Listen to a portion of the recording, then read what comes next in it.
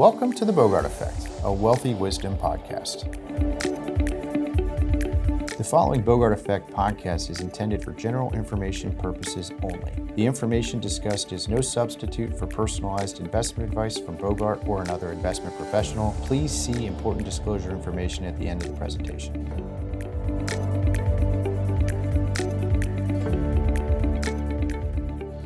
Hello, welcome to the Bogart Effect. Today with me is Nell Cordick, and we're going to talk about estate planning. Good morning. Thanks for joining, Nell. At Bogart Wealth, we talk about estate planning as part of the financial planning process, and I'll emphasize the point that I think every individual needs to have a plan. But to me, estate planning is one of those core tenets of that plan. So why don't you tell me a little bit about what is estate planning? Because it can be somewhat nebulous and confusing. Absolutely. And I would agree, everyone needs an estate plan, because if you don't make a plan, the government or the state will make it for you. So that is absolutely critical that you have a plan in place so you know where your assets go. So quite simply, an estate plan is simply a legal document that will exactly specify who you want your assets to go to when you pass and in the time frame that you want them to pass to those particular people. It can be individuals or it could be charities, but it really specifies how you want your assets to be. So who needs an estate plan? Everyone needs an estate plan. So my child who's 6 needs an estate plan? Well, I should say that's a good point. I would say every adult that owns assets is who needs it. And that really covers most people. So anyone who is of majority age and actually owns assets in their name, it can be assets that are real estate. It can be assets that are investments. And quite honestly, it can be digital assets in the current day and time that we live in as well. So that's really who would need it.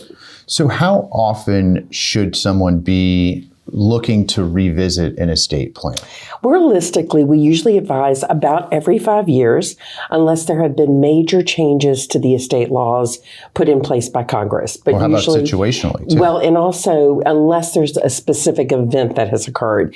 Some examples of those specific events are either a death, and a divorce, a remarriage, something that has happened regarding one of your beneficiaries, something that has happened regarding one of your executors or trustees that you may have named in the document to act for you as well. Or even, I'm going to add children.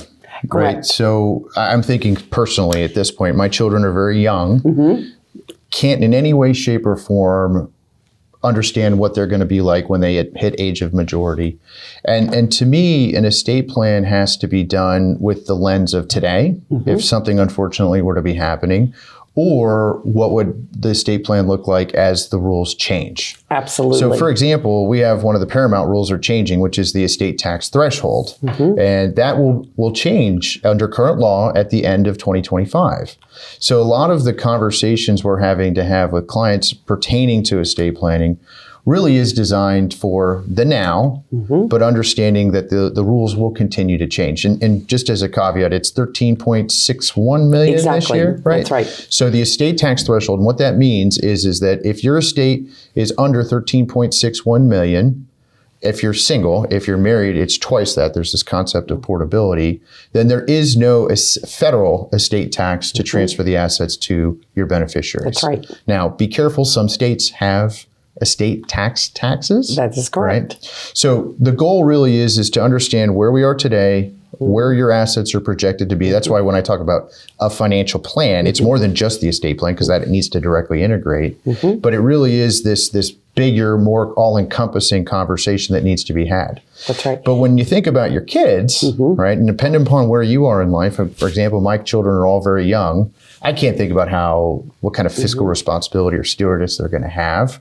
So the language I have today is going to be very different, most likely, than when they are in their 20s or 30s or 40s. Absolutely. And I would even add, as you see life evolves, it could be special needs, situations could change, grandchildren could arrive, that could have an impact. The grandkids could have special needs situations, education funding. So all of this is part of this conversation around estate planning. Absolutely. It's really for you to be thinking about everything that could happen. Your estate plan is really covering all the what ifs that could be out there. So it's not just thinking about what could happen today, but what could happen in 5 years, both from a legal standpoint as well as the beneficiary standpoint. So it's really, and you always want to make sure that your document is fluid. And what I mean by that is that it is adjustable depending on what circumstances may occur. You've built in flexibility into your documents, and that's very important. I want to pull on that thread a little bit. What are the documents that someone needs to have? Absolutely. So the base documents that everyone should have is, first of all, a will. A will simply says, if I die today, what happens to my assets?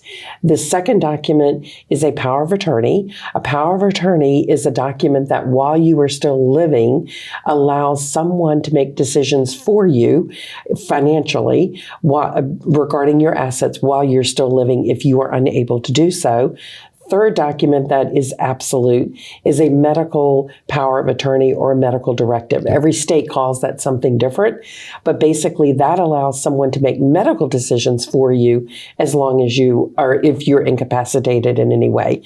Now, both the medical power of attorney and the power of attorney can be revoked if you regain your abilities to act upon yourself. However, it is in place in the event that it needs to be perpetual. Now, a fourth document that we look at to determine based upon your circumstances is a revocable trust. Many clients will choose a revocable trust for a variety of reasons. Number one, a revocable trust allows you to make decisions for multiple points in the future. It's not simply the day you die. Mm-hmm. It can continue on, and you can be controlling your assets for another 100 years, perhaps. The second is that it really controls privacy. So it does not allow everyone to know exactly how your assets are passing. And then third, usually a trust is easier to invoke if you do have an incapacity issue than using a power of attorney. So it's absolutely kind of three reasons that we would look at using a trust with particular clients. Well, so I want to keep going down the trust road just because we're on it. You know, a lot of times I talk about 4 different reasons, and you've mentioned them. I'm going to kind of summarize them my way. First is to avoid probate. And I just want to kind of talk for a second about probate. So probate is the process of assets transferring from one individual to another or a charity. But probate it's a legal process, and that means that there's a public record for that process. So right off the bat, let's just say $500,000 goes from mom and dad to child. Well, if it goes through process because we didn't have specific beneficiaries named or we didn't have a trust, well, that means that there's now a public record that your child inherited that $500,000. So you mentioned privacy, but that to me is the mechanism and just kind of describing what that process is. Now, the second and the third to me are almost the same. You alluded to them, but for me, it's really to protect against creditors and to protect against divorce. And the reason for that is when I think about creditors, well, mention probate, right? If those assets flowed through probate, you know it's a public record that those assets have flowed. Well, odds are if your child gets in a car accident, as an example, someone gets hurt, could be completely innocent in nature, but someone was hurt, you can rest assured that whatever they inherited that went through probate is going to be named in that claim. I mean, it's all but certain in today's age, as litigious as we are. And then, you know, I call the third the no good son-in-law, no good daughter-in-law clause, but you don't want your child to inherit assets, then all of a sudden they get divorced and those assets get split again. So the benefit of having a trust is to help with preventing those assets to go to the no good son-in-law, no good daughter-in-law.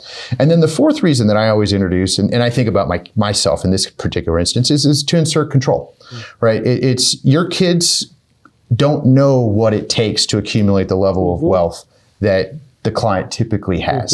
And so there's an obligation associated with that. And I hate to see the scenario, and we've seen it many, many times, where the children inherit assets, and then all of a sudden it's the lottery effect, right? 5 years later, there's nothing left because they've spent it. You know, and this is where we talk about fiscal stewardship, but reason for having that trust in place is to be able to give them some parameters. Now, you mentioned, coming back to at a high level, these trusts, revocable trusts. Aren't there also irrevocable trusts? There are. And irrevocable trusts, actually, when you're talking about, protection against creditors and protection against lawsuits, an irrevocable trust actually give you more protection. But you're also giving up something. When you create an irrevocable trust, you're giving up control and you're giving up ownership. So therefore, you don't have as much ability while you're still living to make changes if you have gifted assets into an irrevocable trust while you're living. Now, if they are gifted there after you've passed, different, a little bit different story. But, so I want to pull on that one a little bit more too. Why would I use an irrevocable trust? So an irrevocable trust is basically you are gifting assets in order to move them out of your ownership. So if you feel like you're going to be above the estate Tax threshold. Threshold. And we do know that they're probably going to change in 2025 or in 2026 after they sunset. You can take advantage of the gifting rules today to be able to gift and utilize the gifting strategies today to move it into a revocable trust, gets it out of your estate, and then in 2026, if you passed away, you would have reduced your estate size. So predominantly, that's one of the main reasons that people will use it. I want to quantify these numbers. We talked about the 13.61 million. Correct. Under current law, it's going back to 5 million. Indexed up for inflation. So we don't know definitively where the number is, but it's probably going to be, my guess, 6.5 million. That's right. Now, it's an election year, right?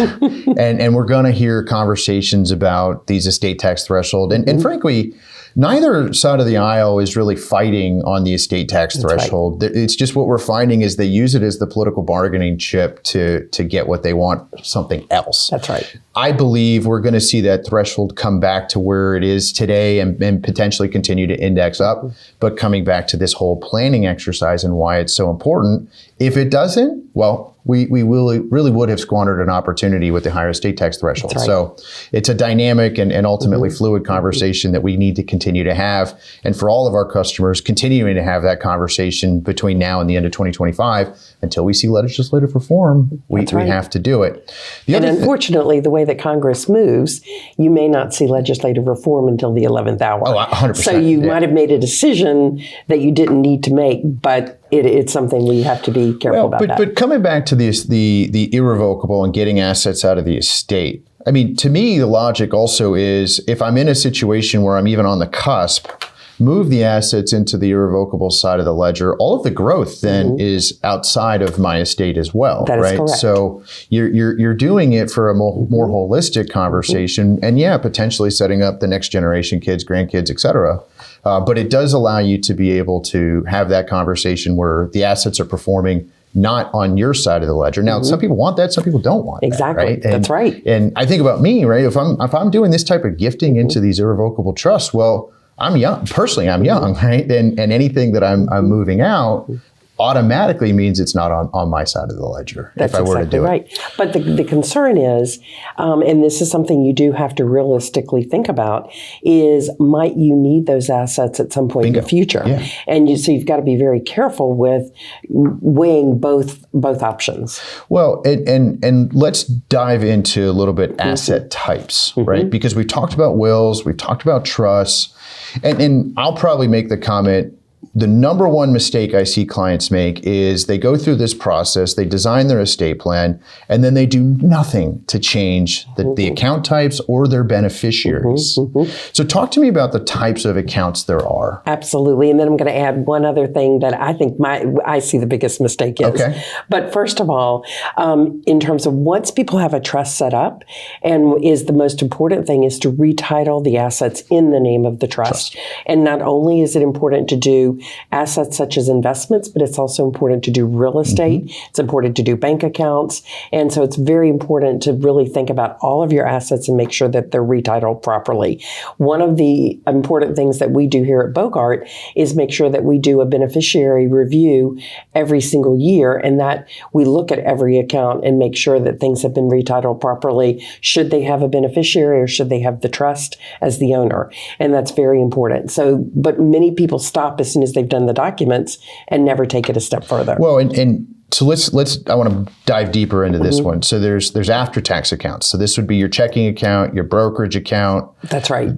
Just setting those up doesn't mean they have beneficiary designations. So those are probably at the forefront of they need to be retitled into the trust. And those are very, very simple to do. You simply provide the financial institution with a copy of the trust, and you're going to be signing a new document, and that's very, very simple to do. But you also have to think about your IRAs. Thank you. Because the IRAs, typically there are tax advantages to have the spouse as the primary beneficiary of an IRA. However, the contingent beneficiary should be the trust because they become inherited IRAs for your children. And therefore, again, if you have got, you always want to make sure that your documents don't contradict each other. And what I mean by that is hypothetically, in your trust, you have your children receiving your assets in maybe at age 25, 35, and 40. Well, if you pass away and they are 22, and your wife has also passed away, do you really want them getting that full IRA at 22?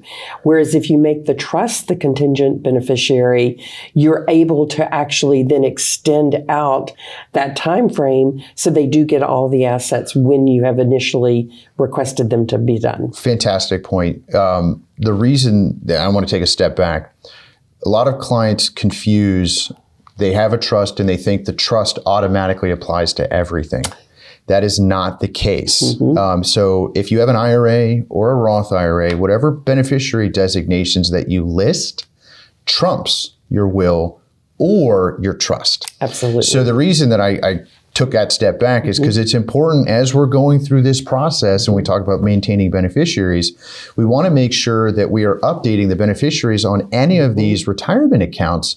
And that would be an IRA, that'd be a 401k, 403b, 457, Roth IRA, to make sure that they're aligned with what your intent and wishes are. Absolutely. And I do have cases, by the way, where client says, no, I don't want the trust. I want the kids listed, fine. Or I've seen blended families, right? Where we want the second spouse to have a portion, but not all of it.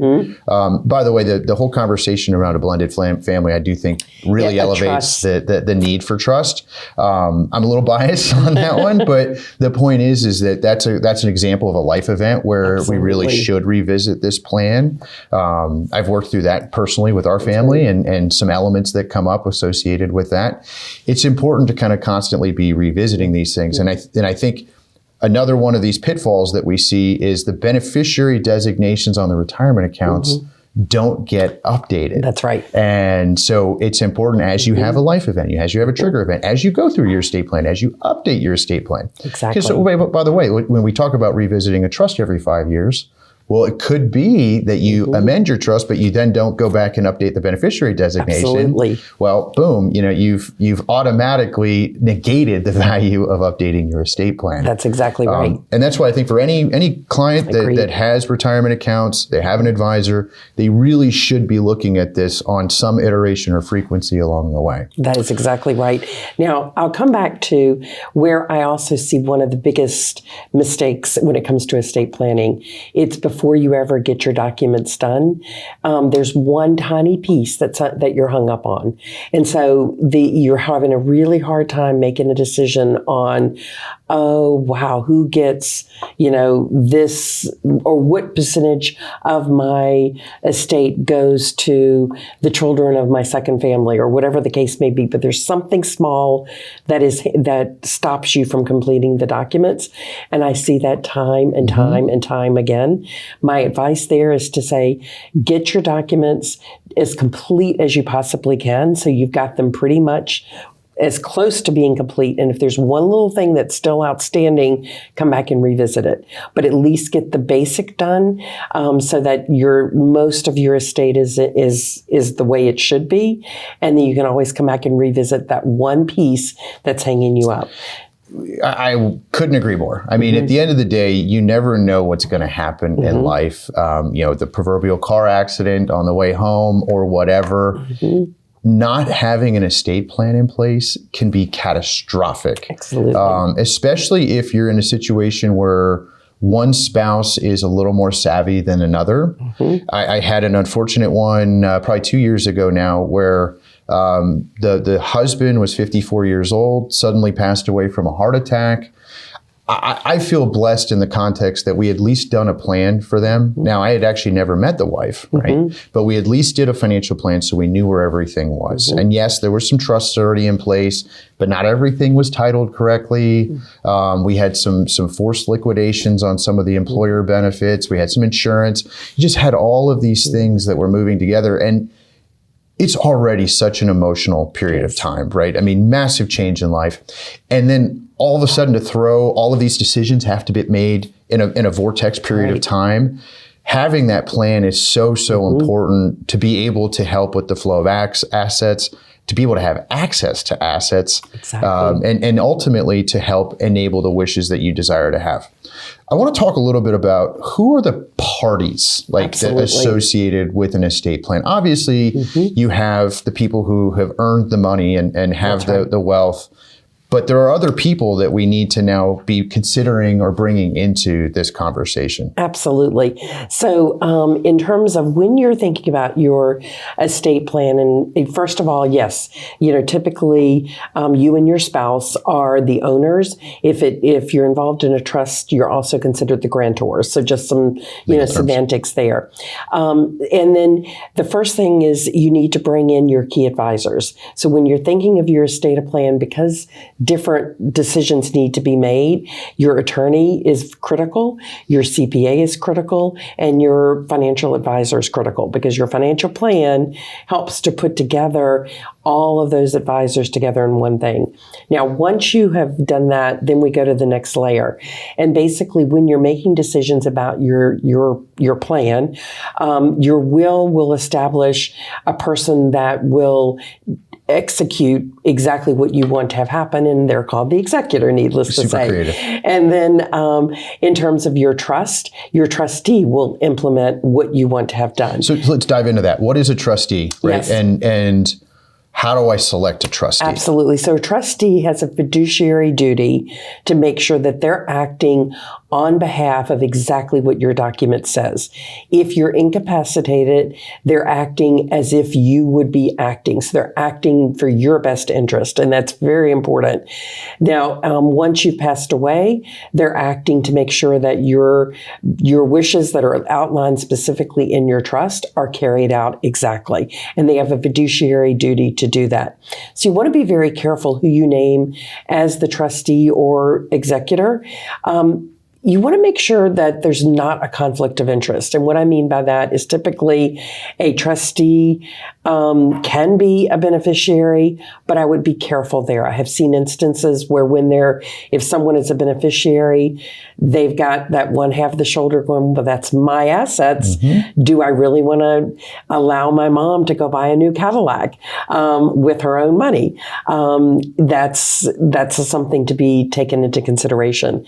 So you have to be careful on naming your trustee to make sure that they have the highest ethical standards in order to carry out things. So I want to dive into that because I'm thinking me personally, right? I struggle with this too. How do you select the trustee, right? Because I see, a lot of instances where it is the kids. You already mentioned that is a conflict of interest right off the bat. Mine are not of the age of majority. I can't even consider that. Right. Then I think about family members that may or may not be able to do this. Well, I'm now imposing on them. It's like a job. Yes. And then I think of friends. And do I really want my friends to have access to that type of information or to learn what assets I have? Exactly. Or are they able to serve in that capacity because they might not have had that area of expertise? Absolutely. So talk to me about what you would give guidance on how to select the trustee. So first of all, just educating yourself on who the choices may be. So, and every trustee probably will have pros and cons. So first of all, with a corporate trustee, you can actually name... What's a corporate trustee? A corporate trustee is an entity that has trust powers, and they are legally allowed to be a trustee. Now, as a corporate trustee, the pros are they are required to always act in a fiduciary capacity. They also have the background to have kept up with all of the laws. They typically will have tax services along with them being the corporate trustee. They understand what filings need to take place as far as legally, what particular documents have to be given to the beneficiaries annually. So they understand and they already know how to administer a trust. So a corporate trustee can be invaluable and can be definitely What's the negative of a corporate trustee? It's typically the cost, is you do have to pay for it. But what I have found in terms of if it is a complicated trust, that will, and there's no one really able to manage a trust properly, that corporate trustee will be invaluable because of taking care of all of the legal requirements of the trust to be done. I personally, it's the number one element of this trust conversation. You mentioned the hang-ups that a lot of people have. And the reason I wanted to go through some of the parties today is simply because a lot of people get hung up on who should be the executor, who should be the trustee. Exactly. And those are areas where, frankly, it's going to be potentially fluid, right? Exactly. So I think of, and I'm going to use me personally, I have a very good friend of mine that is serving as my trustee. I'm now getting to the place, and I love my friend, right? It's not a lack of trust, but I'm now getting to the place where I don't know necessarily longer term if I want to even burden him with that. Like if something happens to me now, that means he's ultimately the trustee in place for the next 60 years until and so then I think about that and it's like, well, there's some value on, call it the institutional side. Absolutely. And also suppose he passed away before you did. That could even complicate things in a major way. Now, a lot of times what we find is actually a good solution to that is have a corporate trustee, but have a personal co-trustee. That's someone that knows the family, that really can kind of and help the corporate trustee. The corporate trustee takes care of all of the nuts and bolts, so to speak. But when there comes to be a soft decision, that's where the personal trustee can step in and go, yes, I think it is a good idea to fund the child with this amount of money for this particular reason, and this is why. And it helps the corporate trustee to make those decisions. And that can actually be very advantageous, whether it be the person you would have initially named as trustee. They know the kids, they know what they would need. And that can be, but yet they're not burdened with the day-to-day administering of the trust. And that can be very... So obviously we've talked a lot today.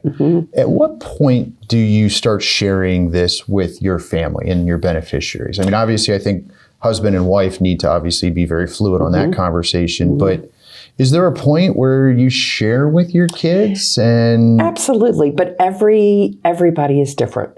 And what I mean by that is you look at the maturity of the kids, you look at the ages of the kids, you looked at, is there something, has your health all of a sudden decline that you know that you may be passing imminently, that then obviously that would be a conversation that needs to occur. But it's really, everyone is unique and it's your individual situation of when the right time to share that. But I would say the definitive answer is yes, but it's a different time that most people will have that conversation. So, and again, I'm coming back to me and I'm thinking about me. One of the things that was suggested recently is I should do a video. I should do a video for my beneficiaries to talk about what my desires, my values, my goals, my aspirations are if there is wealth that's going to transfer.